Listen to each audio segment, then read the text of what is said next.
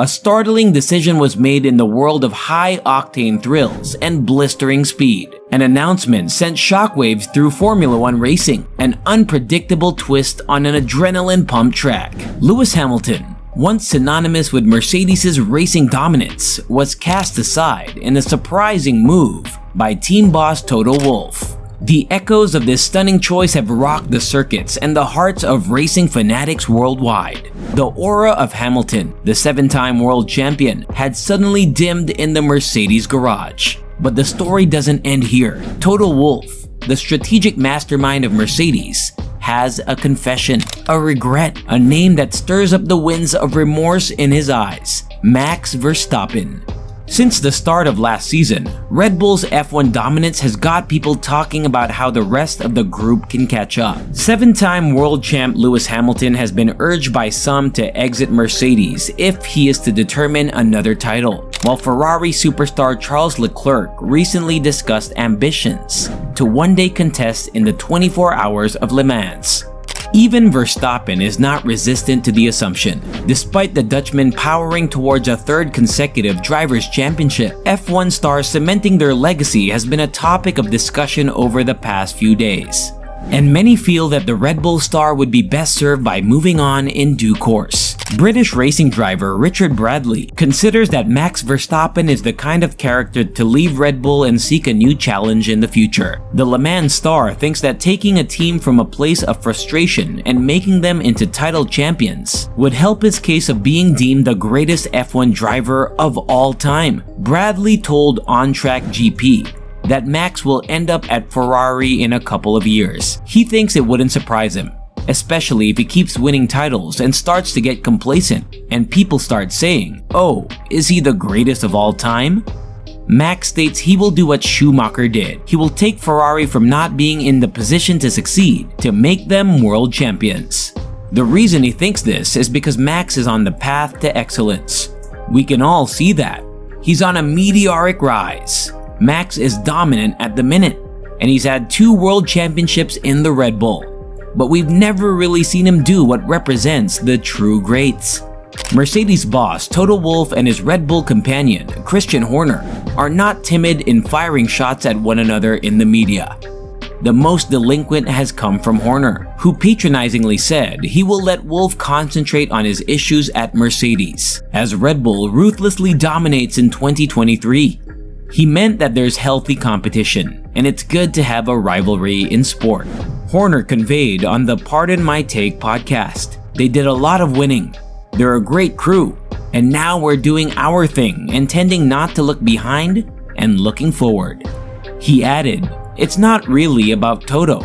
It's about Ferrari, about Aston Martin, and he's no doubt got his challenges, so they will let him focus on those." Aston Martin boss Mike Crack has responded to Fernando Alonso, claiming he has several more years left in F1. The 41-year-old has been given a new lease of life with Aston this season, notching 5 podiums from 7 races. "It's nice to hear that he has declared that several years. We would be happy with that," stated Crack. Max Verstappen and Sergio Perez have bested all 7 Grand Prix this year, but Bradley feels the track's Montreal layout could suit Mercedes.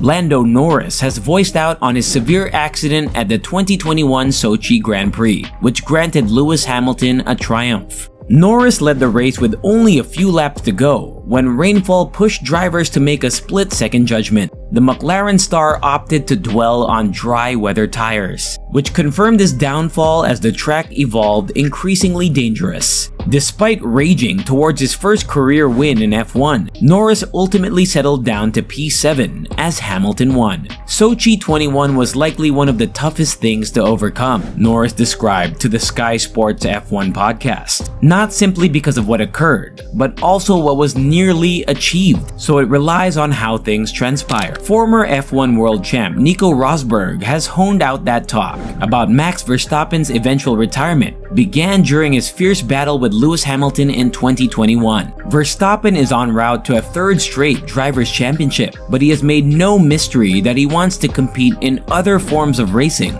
before he is past his best. That talk from him began in the year when he fought Hamilton, Rosberg briefed Sky Sports. He said, "He won't go on for very long if every year is like that. Those fights are so intense and passionate that it takes much of the fun away." Christian Horner, the head of Red Bull, recently revealed that his team almost signed Fernando Alonso in 2008. Alonso was a highly sought-after driver at the time, having won 2 world titles with Renault earlier in his career. Horner and Red Bull advisor Helmut Marko met with Alonso's representatives to try and secure the driver for the 2009 and 2010 seasons. However, despite coming close to a deal, they could not agree on the contract's length. Red Bull offered a 2-year deal, but Alonso would only commit to 1 year. Ultimately, Alonso stayed with Renault for another year before eventually joining Ferrari. Adrian Newey, the head technical official of Red Bull, has revealed the secret to his team's success in Formula 1. In 2022, Red Bull dethroned Mercedes and is now on track to win their 2nd consecutive Constructors' Championship, with Newey leading the charge. However, Newey doesn't believe in micromanagement and prefers a flat organizational structure. He encourages open communication and collaboration among team members, regardless of their specialization. By nurturing an optimistic and engaging work atmosphere, Red Bull has lured some of the best senior engineers in the industry.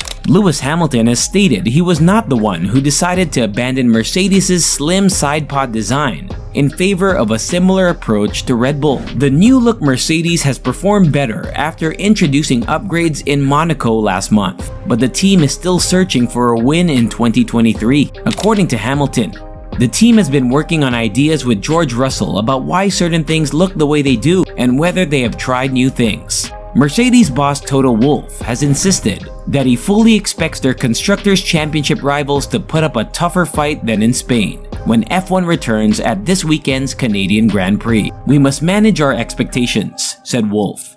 "It was a circuit that suited our car, and we should expect our direct competitors to be stronger in the next races." During an interview on Spanish radio, Carlos Sainz expressed his happiness for fellow Spanish driver Fernando Alonso, who has been performing well in Formula 1 this year. Despite Ferrari's difficult start to the season, Sainz stated that he is not jealous of Alonso's success, as he understands that Alonso is a 2-time world champion and therefore deserves his achievements. Gunther Steiner, the team principal of Haas, has expressed contentment with his current role and would like to continue managing the team in the foreseeable future. When asked about his long-term plans in the F1 Nation podcast, Steiner stated that he has no specific goals but hopes to succeed with Haas. He also mentioned that he does not often look too far into the future. Nonetheless, he feels comfortable with his current position and believes that Gene Haas, the team owner, is also satisfied with his performance. What will happen to Lewis Hamilton now that he's no longer with Mercedes? Some wonder if Mercedes made a mistake by letting go of a champion. Toto Wolff may have doubts about his decision to bet on Verstappen. Will Verstappen handle the pressure and expectations of being the new leader? What's your opinion?